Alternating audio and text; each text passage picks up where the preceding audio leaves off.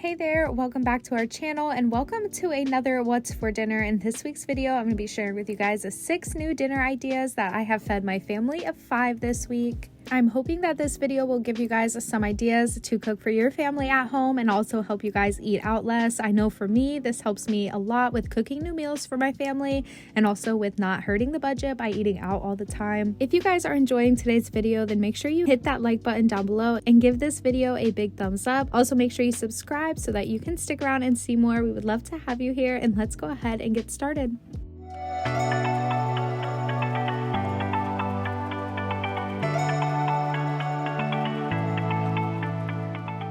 For our first dinner, we're going to be making one of my favorites, and that is my super simple chicken Alfredo. We are going to start off here by seasoning up our chicken thighs. I have some salt, some pepper, some garlic powder, some paprika, and I also have a little bit of parsley. Once I have my chicken thighs all seasoned up, I'm going to add that to my heated pan over on my stove. I'm going to let these cook for about 4 to 5 minutes on each side, or until your chicken is cooked through all the way to 165 degrees. Then I'm going to go ahead and remove my chicken to a separate plate. And we are going to go ahead and get ready to make our Alfredo sauce right here in the same pan. So starting off with our Alfredo, I'm going to go ahead and throw in about a tablespoon of garlic. And then I'm going to make sure to scrape up the bits off of the bottom of the pan while this garlic is cooking.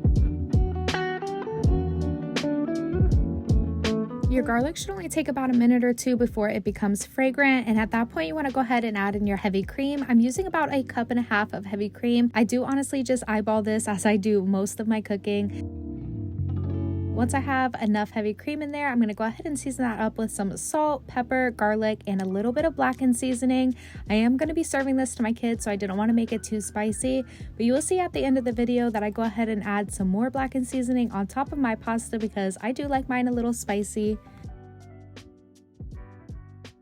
Now I'm going to be adding in my Parmesan cheese, and you guys, when I got to this step, I realized that I was almost out of Parmesan cheese and my fresh block was also gone, so I had to make do with what I had. I only had about 1/4 cup of Parmesan, but it ended up working out in the long run.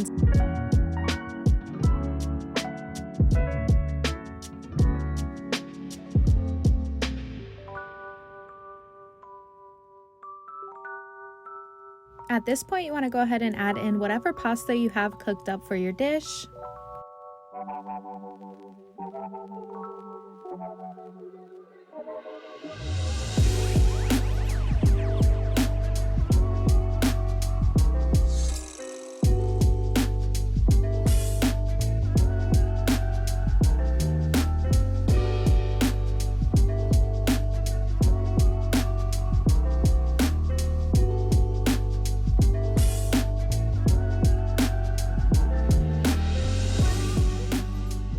Now I am cutting up my chicken, but I'm going to be leaving it off to the side while I serve up the kids' food. And then once I have the kids' food plated, I'm going to go ahead and add the rest of the chicken into my Alfredo.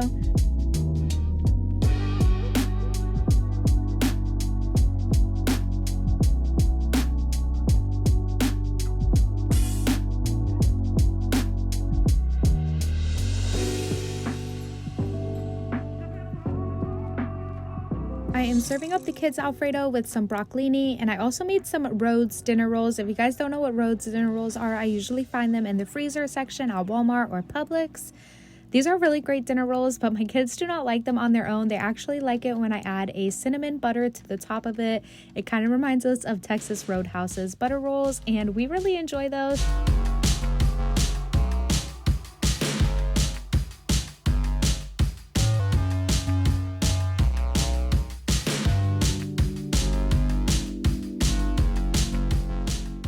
As I mentioned previously, I just added the chicken into my Alfredo, and now here I am serving up my plate. Tonight is one of the nights that my husband is actually working. He usually works 5 nights a week, so you guys will not always see a plate for him. And then I'm going to go ahead and add that blackened seasoning to the top of my Alfredo. Like I told you guys before, I do like a little kick to mine, and this blackened seasoning is absolutely delicious.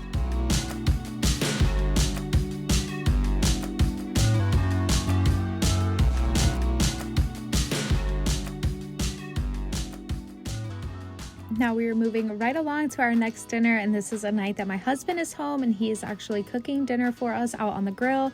He made some chicken lollipops, and I don't know if you guys can tell, but my 4-year-old was so excited for these, and so were we. He started off by removing the skin from the bone of the chicken, and then he pushed all of the meat up so that it was at the top, and it definitely looks just like a lollipop if you were to hold it upright. Next, I'm going to show you all of the seasonings that he's going to be using on the chicken. I will make sure to have all of these seasonings linked down below in the description box for you guys, as well as all the recipes for each dinner and the timestamp, just to make this a little easier to come back to and find if you're trying to follow along on certain recipes. After he got our chicken all seasoned up, he went and put it on the grill. He actually had his smoker part of the grill going, and he already had it all heated up. If you do not have a grill, then I have seen a lot of people fry their chicken lollipops. We, for one, haven't done that, but I'm sure there's plenty of recipes around YouTube to show you guys how to make chicken lollipops without using the grill. We started off with the chicken lollipops in a cast iron. That way they would all stand up straight together. We let those cook for about 30 minutes.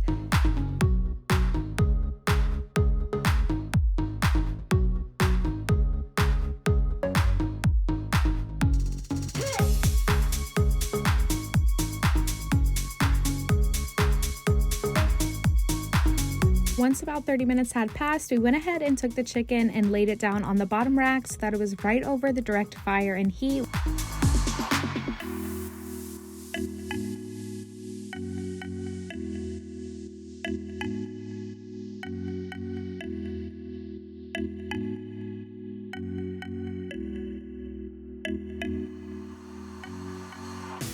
While the chicken lollipops are cooking, me and my daughter headed inside so we could start working on some sides for dinner. She wanted to help me out with this part, and if you guys are a little concerned, then just skip over this, but my kids have been cooking in the kitchen since they were like a year old, and they do really well handling knives and other things like that. They do have their own kid-safe knives, but my kids are getting older now, and they do like to use big people things, and I'm not always going to stop them, especially if I'm right over them and I'm able to help them out. So I just did a little demonstration for her to show her how I wanted the broccolini cut, and then I let her take the reins and she went ahead and cut up all the broccolini for us for this dinner.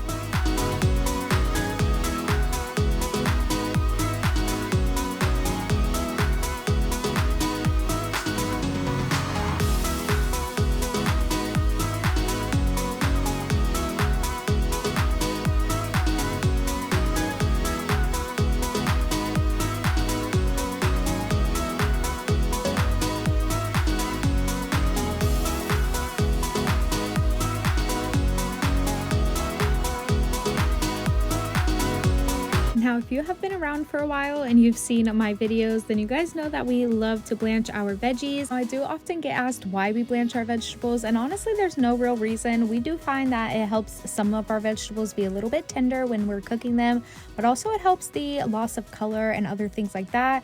So sometimes when you're cooking broccoli, it can turn like a weird brownish or blackish color, and that doesn't happen if you blanch it first. I don't know exactly what it does. I'm sure I could probably Google it, but I know that it helps the color and the texture of the vegetables. Another thing I like about blanching them is that it really just cleans them really well. So you can wash your vegetables all day long, but sometimes there's just little things hiding in there, and when you blanch those vegetables off, you're really killing anything that could be on them. Now I am seasoning this up with some olive oil, some salt, pepper, and garlic powder, and then I'm going to give this a good mix, and this is going to go out to the grill with our chicken on a grate.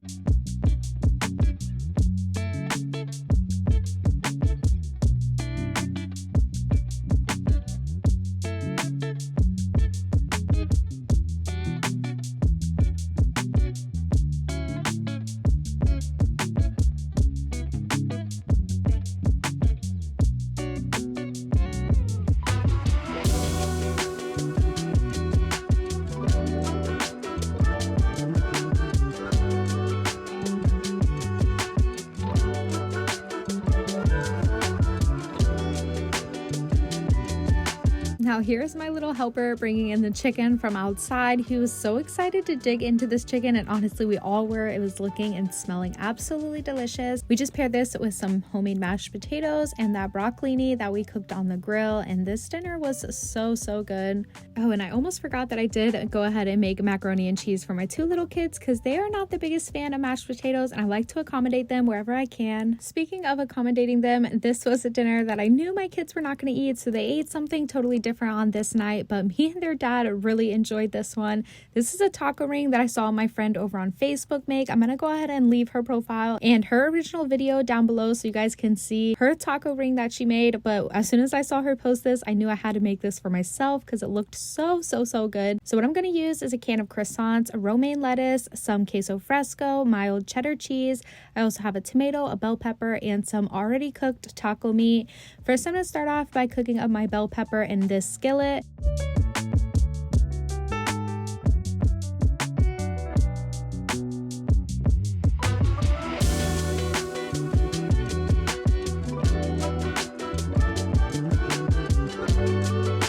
Now, I for one feel like everything has to have a little bit of seasoning, so I went ahead and seasoned this up with some salt, garlic powder, and some black pepper. And then I'm gonna go ahead and add my taco meat in and let it all cook together for a few minutes while that taco meat warms up.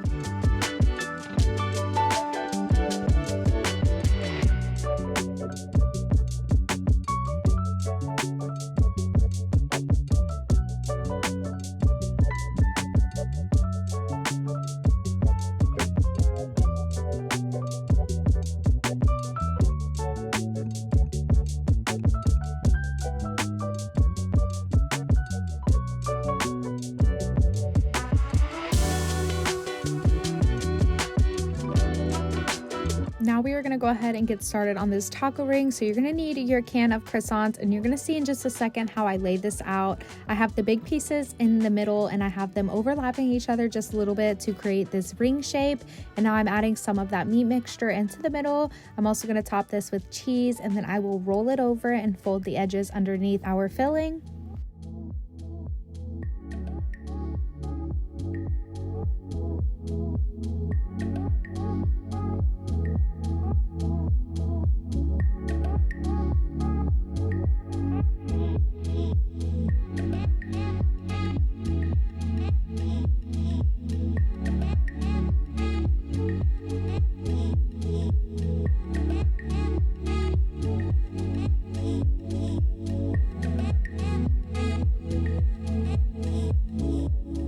Now I just baked this in the oven until it got golden and crispy like this. It was probably only about 13 minutes, I would say, but definitely keep an eye on it. And if you feel like you need to cook it a little longer, don't be afraid to.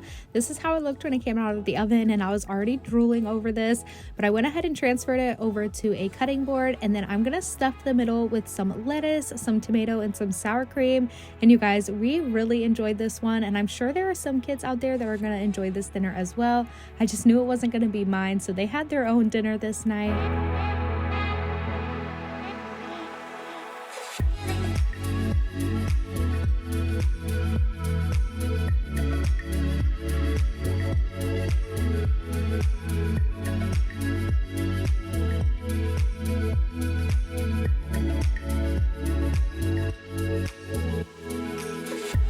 I honestly give this a 10 out of 10. My husband had a friend over this night and he ate some of this as well, and he also gave it a 10 out of 10. And the leftover this next day was also so good. So if you guys haven't tried a taco ring yet, I definitely highly suggest it. Next, we are making a dinner that I have never made before, and honestly I have no idea why, because this was one of my easiest meals this week and it was the easiest cleanup of the whole week.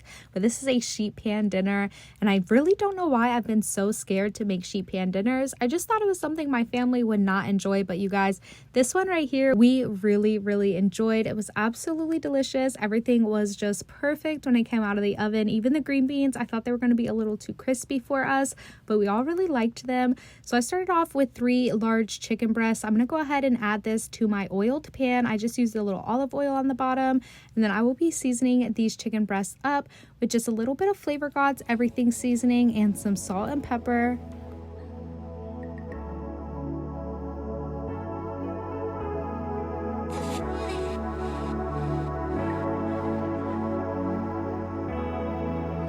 I rubbed those seasonings into my chicken real well, and then I'm gonna go ahead and season up the other side. Here I have some cut and washed potatoes, and I'm just gonna be adding a little bit of oil to these, as well as some salt and pepper and some garlic powder. And then we are gonna lay these potatoes all around the outside of the sheet pan.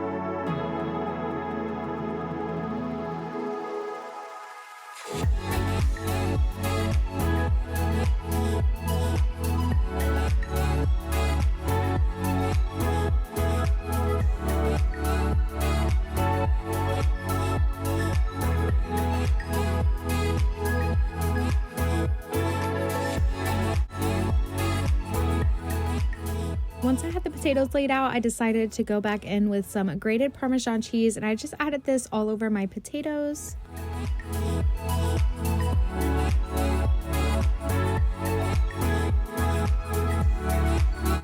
Now for my green beans, I did go ahead and blanch these for about 2 to 3 minutes. We already spoke about blanching earlier on in the video, so I didn't show that part for you guys, but I seasoned them up with some garlic and the rest of the salt and pepper that I had, and then I just put these all around with the potatoes.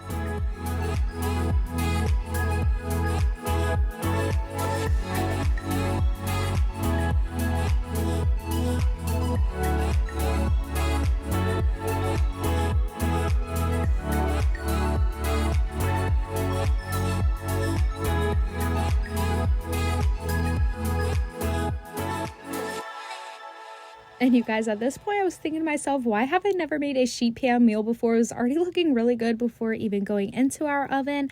I put it in the oven at 350 degrees, and I cooked it for about 20 minutes at first, and then I took it out of the oven and I flipped my chicken over, and I gave my veggies a good little stir because I didn't want those potatoes sticking to the bottom of my pan too bad. And then I did put it back in the oven for another 20 to 25 minutes, or until my chicken was cooked all the way through.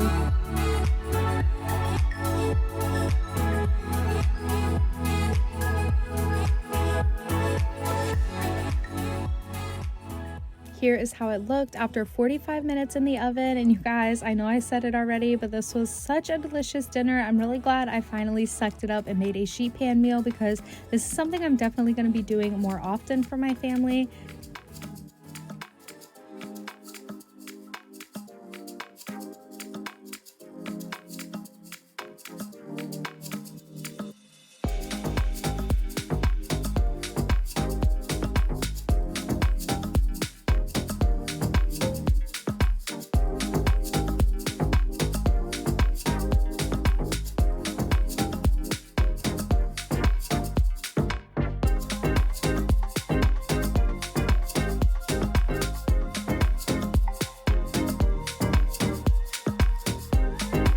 Okay, now that I totally have butchered this poor chicken, I'm gonna go ahead and serve it up to my kids. And I made a little bit of macaroni and cheese because, like I said before, I wasn't quite sure how the kids were gonna like a sheet pan meal, but it did turn out that they all really enjoyed it, except the green beans. I don't think my youngest really enjoyed them, and my daughter has never really tried green beans, so that's why she only has one on her plate.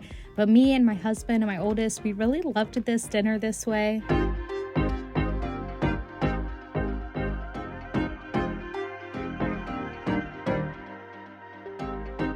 Now we are moving along to one of my kids' favorite meals, and that is fried salmon. I have shared fried salmon quite a few times in the past, but I'm going to share with you guys a different way this time by making salmon bites in my air fryer.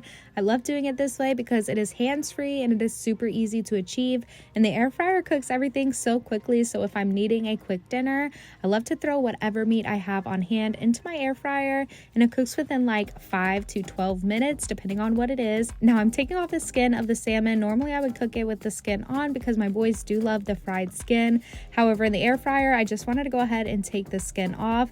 I was having a little bit of trouble with this. Normally it's super easy, but my cutting board kept slipping out from under me.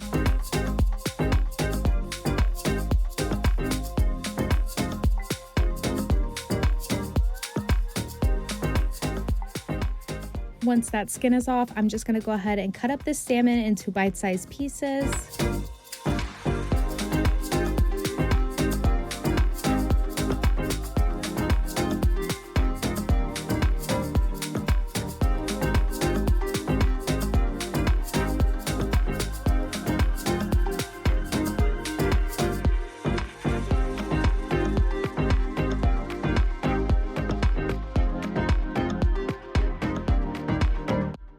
For the seasonings, I'm going to be using some salt, some pepper, some adobo seasoning, some sazon, which I'm down to the last little bit in this bottle, but I have another one for backup, and some Flavor Gods lemon and garlic seasoning.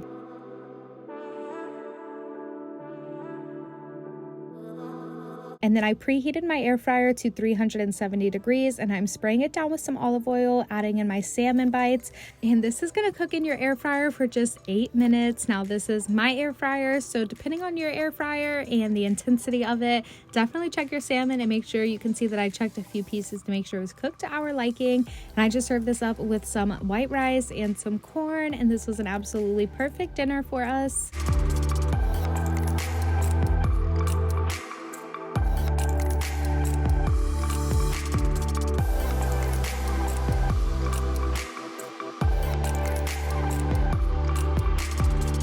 And that brings us to our last dinner of the week. And honestly, you guys, I thought I was gonna royally mess up this dinner while I was making it.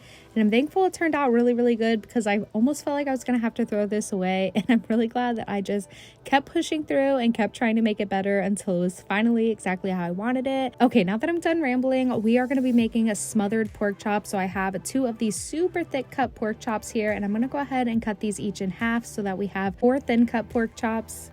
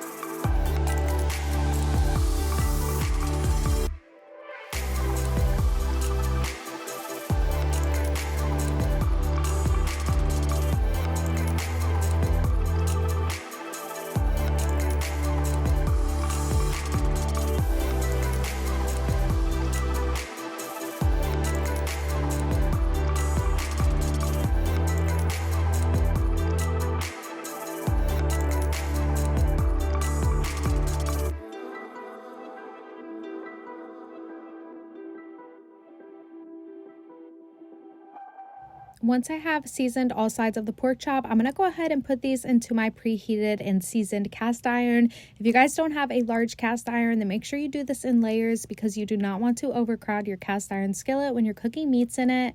For my pork chops, I let them cook for about 4 to 5 minutes on each side, or until they were fully cooked through. And then I'm going to go ahead and remove them and set them aside. And you guys, this is where things start getting a little crazy here. Now, if we are being totally honest here, I'm not somebody that likes to follow recipes. I will watch somebody make something like once or twice, and then I think I just know what I'm doing and I'm gonna wing it the whole way through. So we started off okay here. I'm trying to make a onion and mushroom gravy to go over our pork chops. I started off with my onions in the cast iron after I took the pork chops out, and then I'm just trying to scrape up all the bits to cook up with those onions for a little bit.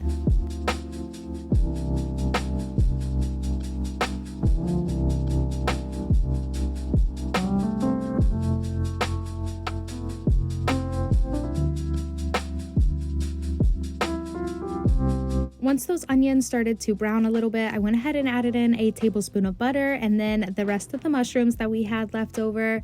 And I just cooked this for about 3 minutes, or until those mushrooms started to soften up. And then I'm going to be adding a little more butter and some garlic.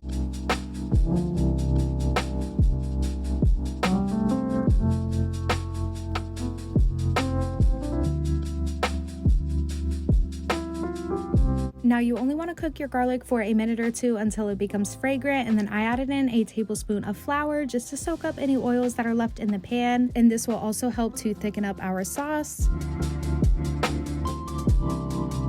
And you guys, here is where I really started messing up. So I only had chicken broth on hand as opposed to beef broth, and I really thought it was going to be fine, but honestly I think that the flavor just kind of threw me. Once I started adding it in, I kind of stopped because I was like, I don't think that this is exactly what I want. So I left it like that for a minute and I just kept mixing it to see what would happen. Now, after giving this a little taste, I realized it is not tasting how I wanted it, so I tried to add some salt, some pepper, and some garlic powder to see if I could help the flavor out a bit, and it did not.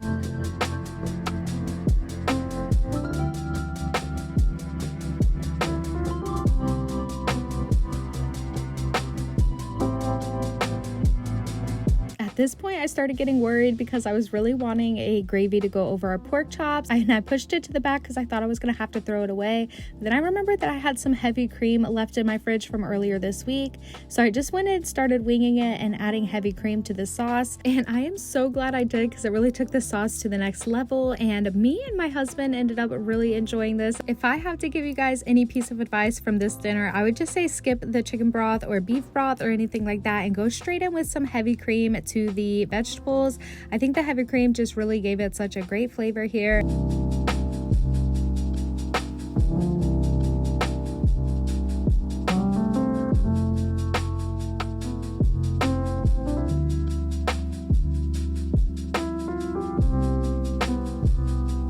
Now for the kids, I went ahead and made them some homemade macaroni and cheese, and I just served their pork chop cut up. I didn't add any gravy to it or to the side because I already knew how they were going to feel about it. And then for me and my husband, I served it like this with those pork chops smothered in that gravy over some leftover rice and salad. And this was such a great dinner. And this was also the last dinner in this video. So if you guys enjoyed, make sure you hit that like button. And as always, I really appreciate you for making it this far. And we will see you guys back next week for another What's for Dinner. Bye.